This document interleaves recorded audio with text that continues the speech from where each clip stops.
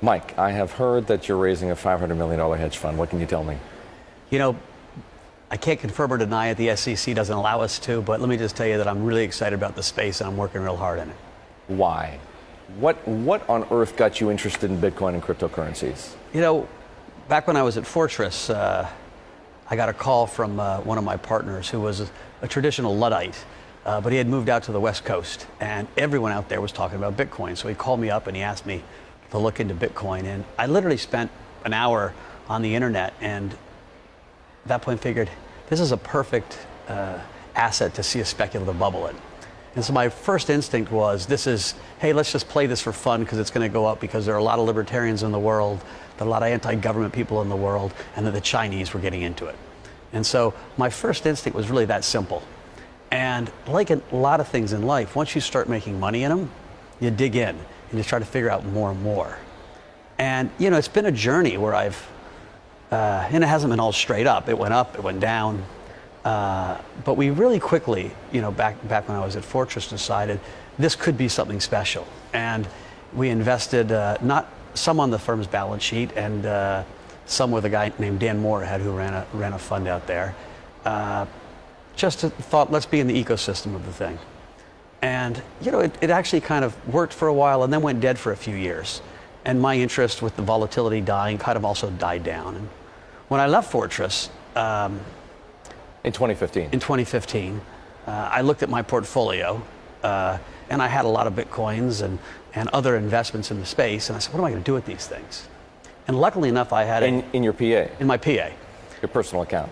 And I had a roommate from college, a guy named Joe Lubin, who was one of the key guys in building the Ethereum project. And at this point, Ethereum had just launched.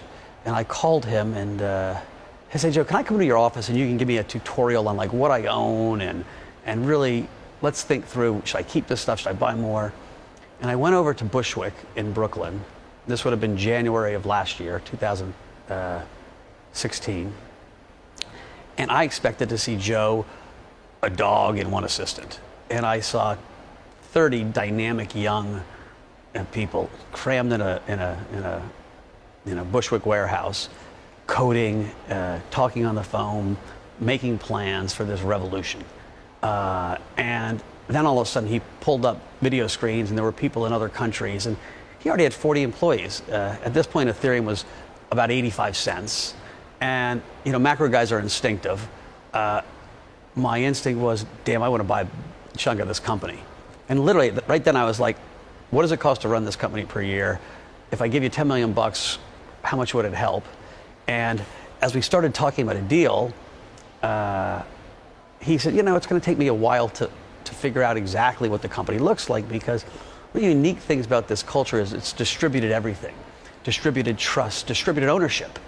And so there were lots of sub-companies in that ecosystem, and it was a bit of a spaghetti map of ownership. And so I was leaving to India, and he said, you know what, give me a month, come back, and we'll talk about it. And I at least learned from trading, when you know something's good, buy something.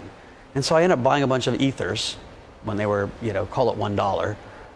Went away to India on a trip, came back, and they were already trading $5 or $6. And at that point, the company Consensus didn't need my capital anymore, nor did I want to arbitrage my college roommate.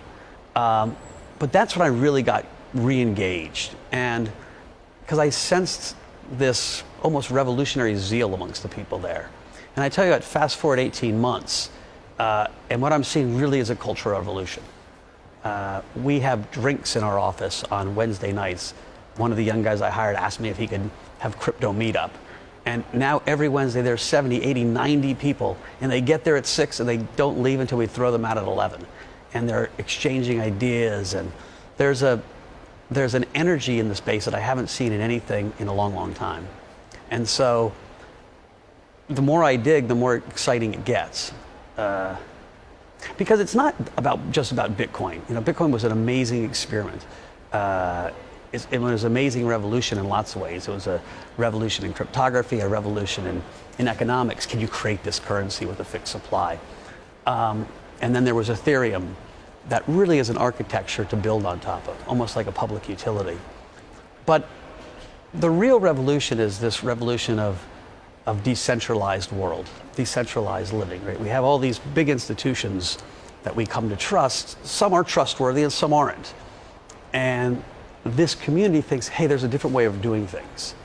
And so I think the punchline gets missed often when everyone focuses on Bitcoin all the time, when it really is, the revolution is moving into a decentralized world. Let's talk for a moment more about that Ether trade.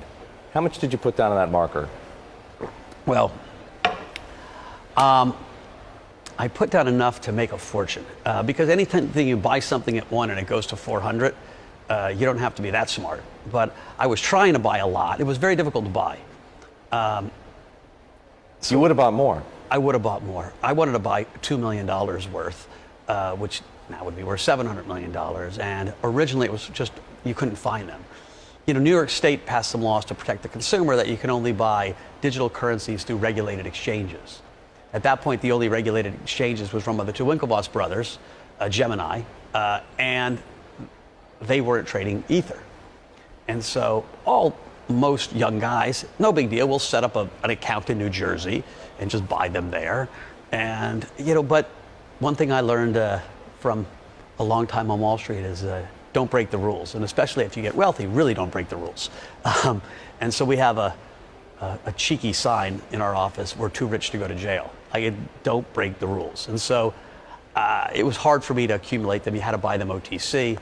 And so I got less than I wanted, but I got plenty. Did you ever imagine that you could make $250,000 on a cryptocurrency? A quarter billion. A quarter million, yes. A quarter billion, no. I didn't have that imagination. Actually, interesting enough, my friend, Joe Lubin, who really is a true kind of revolutionary spirit of this thing, he hasn't sold a coin. I still have a macro trader's instinct. And, at one point, I had a young guy quit on me. And I realized, oh my God, this is going to be like the internet boom. That he had a really good job, but he saw bigger dollar signs elsewhere, and he quit. And I looked around, and I was like, I had so much money in the space, and I got scared of the safety of it. Where is it? Could someone hack it? And so I sold a bunch, and took some chips off the table, paid my tax, which is painful, but I was a good taxpayer, and then really dug back in on understanding the security and how to really, because on a small amount of money you don't worry much. When it becomes a giant amount of money, something as simple as, we'll take it all and put it in a safe and put it in your, under your kitchen sink. Well, if you have $100 million sitting on your kitchen sink, you probably won't have a guard there, After taking this money, these chips, as you say, off the table, how much of your net worth is in crypto right now? Because crypto keeps going up, I probably have close to 20 plus % of my net worth in crypto. Double what it was a few months ago. Yeah. Listen, when I made a speech, the first time I kind of spoke publicly about this since I left Fortress, there was a Harvard Business School, dinner/panel, and I was just one of 4 panelists, and I didn't realize the press was there, and I said, 10% of my net worth. I think at that point, Bitcoin was trading around 1,600 and Ether was trading around 50. And Ether's 300 today, Bitcoin's $3,800. 3,800, plus they gave you another 500 in a split, and so you can kind of split adjust 4,300. Things have gone up.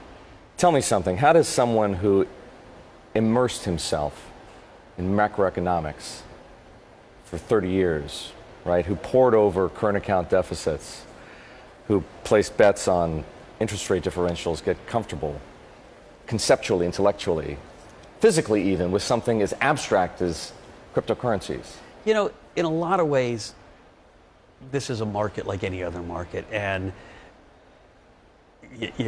you see the psychology of fear and greed and in the charts the same way you'd see them in the charts of the Indonesian rupiah or dollar yen or treasuries. They're exaggerated because of less liquidity and because you can't get short. There's not a real good way to short. And so when they fall, Jamie Dimon makes a comment, China bans the exchanges, the trend line breaks. They fall a lot farther than they would have in other markets because there's just not a short base to cover. And so you go until you reach a new level of support and kind of rebuild your base. But I kind of break it up into three buckets. A good chunk of this is a macro trade. This is, like I said, this cultural evolution, and I can see the money moving into the space. I've had 3 to 4, key money center banks, the big players out there, the marquee guys, approached us recently just to learn more about the space. They want to trade it, they want to invest in it, they want to bank it. There are going to be futures exchanges set up. There are 2 competing groups that were in our office this week. Hey, will you partner with us? And we're looking at both of those pretty carefully. And so the institutional march to bring credibility to this space is well on its way. And with that is just going to come more money. And so this tide is moving up. And the experiment, I said a while ago, we went from experiment to implementation.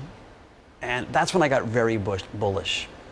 When I first bought it, fortunately, the whole thing was a bit of an experiment. Now I'm positive this is implementation. And what I mean by that is, in 1997, 98, when we were talking about the internet, we dreamed what the internet could be. The internet is so much more ubiquitous today than anything we ever dreamed about, right? The same is going to be with blockchain. You're going to see blockchain technology everywhere in 10, 15 years.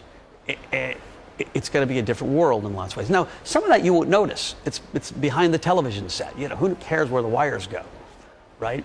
Do you really care if all the big corporate treasuries have private blockchains to shift around their money at the end of the day? Oh, you don't. You wouldn't even notice it, but people are going to lose jobs. It's going to displace people. Where it makes a bigger difference is that the technology and the spirit of it cuts out the middleman, right? It's this decentralized world. So in a decentralized world, music doesn't have the big music labels. Artists go direct to consumers through, blockchain. The coders who are building all this stuff are getting a lot more of the value than they would at, say, Google or Facebook. Your own data, right? Facebook, Google, our health insurance company, they own our data. In a decentralized world, you're going to own your own identity. And so when I look forward 5, 10 years, the possibilities really get your animal spirits going. And so you're excited. You're I'm also excited. serious. Dead serious. But you have to know the way some of your peers look at this, right? Mike Novogratz loses a pile of money at Fortress, makes an involuntary exit, finds himself in India, and comes back as the wannabe king of Bitcoin. Everyone would love to leave Wall Street gracefully, and very few do. You get kicked in the knees or kicked in the midsection, and you learn from your mistakes. You kind of rebuild, and you start your new adventure.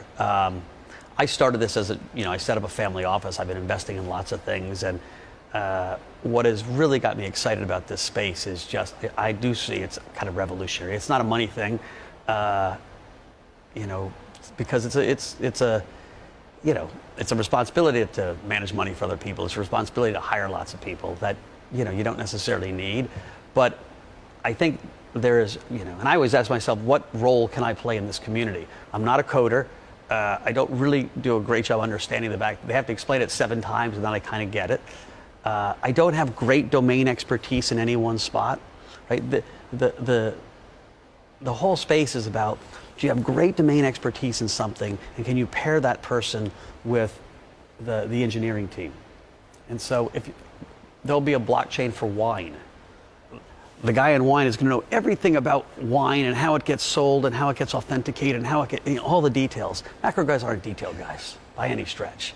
And so my role really is pairing some of those guys up. It's putting capital into the system, and at times it's bridging the institutional gap into the space. But you've also had to invest time in understanding this. Yeah. You had to add it all up. How many hours? Hundreds. And I have a very patient friend in Joe Lubin who I go to and I get a tutorial, and then I come back and I ask dumb questions again, but all over the space. But if your vision is going to end up being reality, aren't all of the people who came from your world, all of the traditionalists, the Wall Street folks, going to have to spend hundreds of hours Stevie phoning up? Stevie Cohn had a big dinner at his house last night. I didn't go, but lots of people I know went. Big dinner at Stevie Cohen's house to try to understand the space. Every hedge fund manager I know is at least investigating, trying to understand the space. And so I laugh at Jamie Dimon, I'll fire anyone who sells Bitcoin. Good for the space. When he buys, maybe I'll get nervous. But mark my words, he will get stopped into this market. Because listen, I'm not saying valuations don't get to stupid levels, and some companies right now are already at stupid levels. What about some of the obvious issues, let's say, right? The roller coaster volatility, the initial coin offerings promoted by Floyd Mayweather, right, who now calls himself crypto, and Paris Hilton. The mysteries like who on earth is Satoshi Nakamoto. Right. And then, of course, all the smug arrogance that comes along with this world. Yes. So, listen, the ICO market is part wonderful, and there's some amazing entrepreneurs and amazing ideas in it. There's fraud. There's some get-rich-quick schemes. It's the Wild West. It's the Wild West. And so when I think of how I invest, I have a macro hat and a macro piece to try to understand what's really moving the market. And then there really is a VC/micro detail focused piece. We have a full team of people looking at each of these things and meeting the companies. And in some ways, you want to be long good companies at stupid prices and short bad companies at stupid prices because all the prices are way ahead of where they should be. One of the advantages of being a macro guy is you understand psychology of bubbles and kind of how to ride the horse. Like there's not one Warren Buffett, Graham investor that's going to be buying any of these ICOs because they don't represent value. And it really is kind of the tech investor mind of opening up your imagination to these disruptive technologies. You encountered no shortage of oddballs in your career on Wall Street. But let's just take a moment, right? You were a Princeton grad, you were a U.S. Army helicopter pilot, you were a partner at Goldman Sachs, you're sitting here in a Tom Ford suit. How do you deal with the Bitcoin world? I mean, it's like Dungeons and Dragons on steroids. If you kind of think about the journey of the last 30 years, it's been the revenge of the nerds. Bitcoin is the revenge of the nerds. Well, the whole tech boom is the revenge of the nerds, right? I mean, it used to be the athletes got the supermodel, and now it's the guy that founded Twitter. And what's unique about this world is you get all kinds. You do have the Dungeons and Dragons coders, but you've got an unbelievable core of very earnest people that are quasi-revolutionary. I was talking to a guy who ran a huge quantitative trading business, made enough money, shut it down, and literally him and 5 guys sit in a room and code on the Bitcoin blockchain just to make it better. Almost like philanthropy. They don't get paid for it. There's an intellectual compensation if you actually make changes to the code, and there's a very formal process of how that code gets changed, and you kind of win points among that coding community. I've spent some time, not a lot, with Vitalik Buterin, the kind of boy genius who founded Ethereum, and I would tell you, he's built a $20 billion market cap enterprise. His portion of that he's kept for himself is minuscule. He's in it because he's a benign dictator that sees this as a revolution. A benign dictator in that Ethereum coding space, but this is like a revolutionary move to him. It's not it's not Travis who ran Uber, who owned a big chunk of the company. And I'm not knocking those guys, but there really is a core of the people at the center of this thing that see this as bigger than themselves. Once upon a time, the smartest people, in theory, went to work at Goldman Sachs. And then they went to work at Google, and then they went to work at Facebook. Is this where they're going now? I just hired a 23-and-a-half-year-old kid who was 1 year into his 2-year thing at Goldman Sachs, and he bolted. And he had a great job, and he's a stunningly bright kid today. And so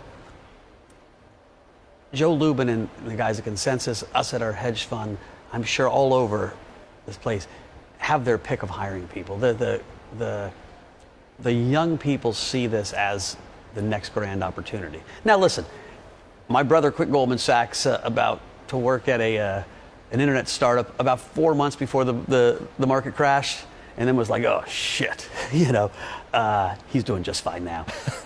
And so, young kids often flow to, the excitement. But I really see unbelievable talent going into this space. And, the best programmers at places like IBM are leaving to go work on in more dynamic places like Consensus.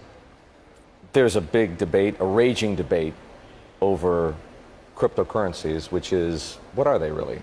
You traded currencies for the better part of your career. Yeah, they're not currencies, which is they're not. They're not. Currencies. Well, at least we've resolved that. We've resolved that. Currencies need to be stable, right? As much as I spent my years, hours, weeks looking at dollar, yen, and the euro, when you step back and walk away from the screens, dollar yen has been plus or minus 15% for much of the last 15 years. The euro the same way. And on any given year, this is the biggest year the dollar's moved 10%. And so for something to be... Bitcoin dropped 30% in 2 weeks. For something to be a currency, you need stability. Right? I'm not going to buy this glass one day for $1 and it's going to be $7, a week later. And so when I think of Bitcoin, I think its use case really becomes digital gold. It's a store of value. Okay. We don't buy and sell in gold, nor do we do it in Google shares, right? I'll buy that suit for half a Google share, right? No, but you could. I'll say, and so I think people get fussed up around Bitcoin as a currency. It really is going to be a store of value, and there's, it's a limited supply. One reason also, limited supply currencies never work. They're too easily manipulable. They squeeze up and squeeze down. And so I see Bitcoin going much higher because there are very few of them and lots of people are going to want to buy them because it becomes just a store of value. How high?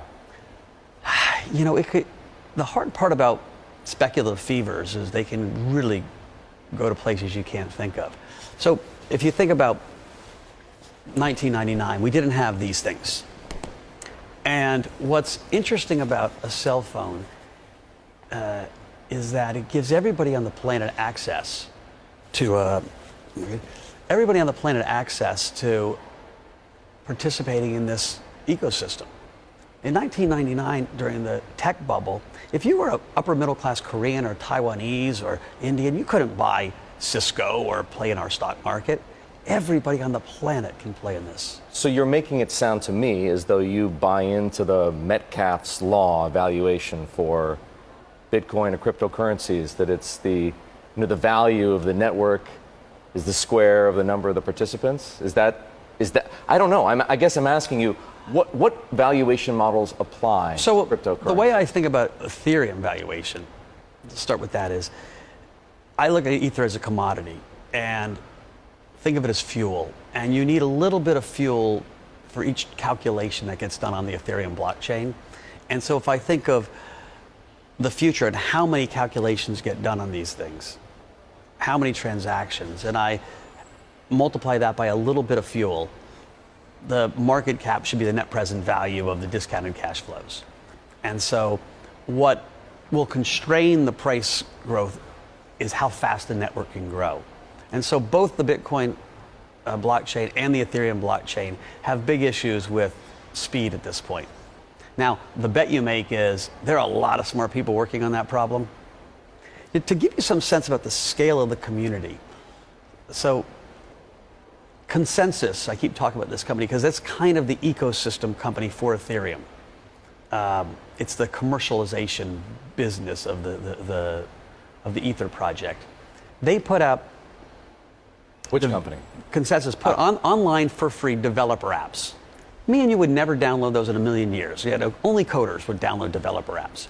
Over 105,000 people have downloaded developer apps. You don't download a developer app unless you're going to code with it, right? It's not like I'm just going to put it in my back pocket.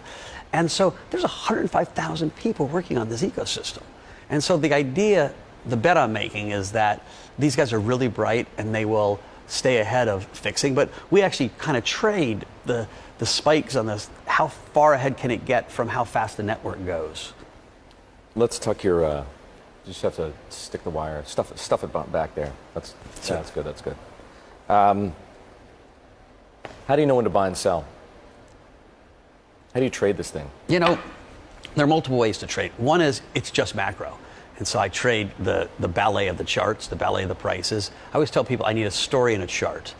And there's a lot of information. And so part of it is event driven and access to information. So one of the things I keep trying to do is put myself in the center of the ecosystem. It's when you're center of the ecosystem and it's still a relatively small world, you know what's happening. And so when the Ethereum Alliance got announced, it was well telegraphed that it was going to get announced. You talk to people, you knew it was going to get announced, and then it gets announced and the price goes way, way up. And so I would call that an event-driven trade. The broad trading of it is macro, though. You'll see mini zeniths and euphorias, and so I sold at 5,000 or 49.80. I actually sold some Bitcoin, and then, 3 weeks later, trying to buy it in the low 3,000s. And listen, if you're good at that and you're a trading junkie, it's a lot of fun. It does increase your tax bill, and so for some people to just sit, that's a different strategy. But the other part of it is this investing part. It's almost like a long-short equity mindset or a venture capital mindset. All these ICOs and pre-ICOs, and for us, sponsoring and helping these companies figure out how to go through the system, you get a buy-in at a discount, and there's a profitable business in that as well. You're trading what? Bitcoin? We trade Ether? Jesus coin? I've not in Jesus coin. I've taken the approach to participate in all sides of the ecosystem. So I have mines, investments in mining. To create new coins. That's been an interesting business. It's been a money loser for us in local currency terms, right? I spent Bitcoins to buy a Bitcoin mine. If I had spent dollars to buy a Bitcoin mine, I would have made a lot of money. But you were better off just owning the Bitcoins. And in Ether, you were far better off just owning the Ether than building Ether mine. But what the mines do is you plug into that community, and it's an amazing information source of how this whole ecosystem is working. But we also I've invested in 3 exchanges, way back. We've invested in equity of companies, kind of venture capital. We've invested in an ICOs, so pre-ICOs and ICOs, which an ICO, think about it, it's like an equity offering. It's not allowed to be an equity offering, so it's not an equity offering. And, the SEC is coming down with some regulations on what is an okay ICO and what's not an okay ICO. What's unique about that is the SEC only said these are bad. By definition, means the other ones right now are okay. And so our regulators have been very open-minded. From the first time I went down to the Fed in 2014 and talked about Bitcoin, I think these guys see this as a real, positive fundamental thing in the long run, and they're trying to help guide it and understand where to get in and not get in. Where are you trading? What platforms?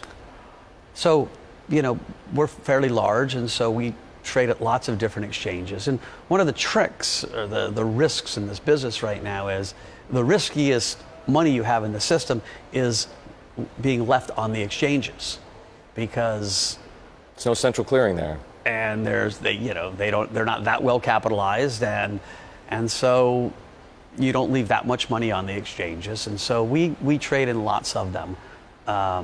Gemini here in New York, the Cameron and Tyler's exchange is one of our go-to places, because that got regulated. You feel a little bit better about it, and I know those guys, so if something really bad happened, I go down and give them a shot. How important is the arrival of Bitcoin options and futures? I think it's going to be great. Anything that helps add liquidity to the space is great for a market. It's going to take longer than you think. No one has really figured out how to bring leverage into this system yet. And so we're going to be a participant, be market makers in those things. But my guess is it takes a while. So it's going to be great. Sounds like a lot of things are going to be great. Yep. But there are plenty of arguments, at least as many arguments against cryptocurrencies as there are arguments in favor of them. Which arguments against have merit? Any of them? Listen, there's a technical piece. They need, we're still, I said we're in implementation. We're in implementation, but we don't have the use cases in action yet. So Blythe So this is like Blythe this is like the internet circa what? 1990, 94. 94. Blythe Masters is Like Netscape is just getting big. well, Blythe and her company, Digital Assets, is doing I forgot what her company was called, is doing a project in the Australian stock market where they're literally going to put the entire Australian stock market on the blockchain. I'm not invested in that company. I cross my fingers and say two prayers that she succeeds, because that'll be a huge use case. Think about an entire stock market Sure. all on the blockchain, and that's happening. So we need to have the space needs to have some wins like that, and I think people will be like, okay. And so that's a risk that you'll have some early failures. There's some pretty credible naysayers out there. Jamie Dimon, for example, CEO of JP Morgan, he called it a... What's interesting is the same day Jamie Dimon is making those comments, his San Francisco office is hosting a Bitcoin It's true. platform. And so, Well, it's not just him, right? So he calls it a fraud. Ray Dalio calls it a bubble. Howard Marks says it's not real. he said it, he kind of took it back. Listen, it is a bubble. This is going to be the largest bubble of our lifetimes. And so, but remember, bubbles happen around things that fundamentally change the way we live. The railroad bubble, I think railroads really fundamentally changed the way we lived. The internet bubble changed the way we live. And so prices are going to get way ahead of where they should be. You can make a whole lot of money on the way up, and we plan on it. At one point, you're going to have to sell. I don't anticipate just sitting here and watching my money go up and down. Like, we're going to be active and try to buy the right companies. There's a lot of ICOs that are going to go to zero, and so it's a dangerous space. I wouldn't tell someone to put 100% of your net worth in it. One of the reasons I've sold some because I had so much of my net worth in it. But should everybody have some? I think everybody should have some. I really do. I think, again, this is not going away. Even when you try to regulate it away, it's difficult. Like, the regulation, in a weird way, is a good thing.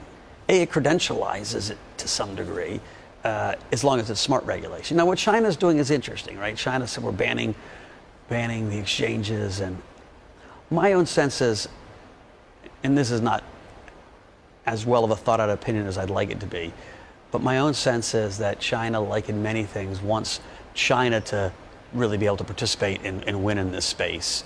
And so slow things down until we really understand how we want to win. Like Alibaba, Amazon, right? Or they haven't let the financial system firms still into China. And so that protective side of, and listen, this is about decentralization, and that's kind of against the exact core of how China likes to think of themselves. Can cryptocurrencies, again, we're still calling them currencies, but can Bitcoin, Ether, etc., thrive long term if China doesn't participate? Sure, it's a big world. There are 193 countries, and so, things shift. It's very difficult to regulate. I mean, one of the problems that banks will have and hedge funds will have is, right now with securities we have rules on if you're gonna trade and you work at Goldman Sachs, you need to get it approved, and they can completely track who trades because you've got accounts. You've got encrypted accounts on people's cell phones where they can move around hundreds of millions of dollars, and so things like front-running rules and employer trading rules are much more difficult to enforce. But given the concerns that we've talked about and you've acknowledged that people have, is it possible maybe the Chinese are taking a prudent step around exchanges, around ICOs? I think ICOs will have more regulation. I mean, I think they will. I think listen, the U.S. government loves crowdsourcing, and this is a crowdsourcing mechanism in lots of ways. And so, but the U.S. government also feels an obligation to protect the little guy from, being duped. And that balance is a tough line to walk. It would not surprise me that we have more regulation in this space, not less, going forward. I don't think that's a terrible thing. I really don't. What's unique, you can build a lot of safeguards into the coins themselves. I mean, what's so unique about the smart contract component of the Ethereum space is that if I wanted to have a coin that only can get sold to wallets registered in Istanbul, I can have a coin that can only get sold, and they can't trade elsewhere. And so, You can build it that way, and it might work that way. Right. But some of these things have already proved themselves subject to hacking. Listen, the Ethereum blockchain itself and the Bitcoin blockchain seem pretty spectacularly well built. Stuff that gets built on top is only as good as the people that built it. The best case of that was the DAO, this crowdsourced venture capital fund that was built poorly and quickly got hacked, and so, but that's the market sorts that out in time. Do you have any regrets about the way this has played out? Your former partners at Fortress, Wes Edens, Pete Brigger, are doing pretty well in the sale to SoftBank. Yeah, listen, I wish them nothing but luck and in good spirit. Wes and I are partners in a hotel out in Jackson Hole. Pete and I talk all the time. Pete's a big advocate of Bitcoin, and he quietly, has been a collector of it. Let me say it that way, and a supporter. And so I got nothing but goodwill with those guys. I also was lucky enough that I didn't sell all my stock. I bought some stocks that went up. At least I had a little schmuck insurance from that move from 5 to 8. But it's always an interesting argument. You one door shuts and another one opens. Both of those guys have 5 more years grinding away, and I think they've got an exciting platform. Masa Son's a pretty dynamic guy, and they've got a lot of assets to work with. And so it's just a different path, but I don't regret it. I really don't. I love my office. I'm doing a lot of neat things. No one likes to get kicked in the knees and fumble the ball. This is a business where we like to win, and so. But I always think of one of my friends. During one of the first times I screwed up, a friend in the Army called him and he was like, Patton didn't win every battle. And there's a lot of truth to that. Very few people win every battle. And so I think it's how you bounce back that makes the journey exciting. Very good, sir. That was great. Thank Awesome. you.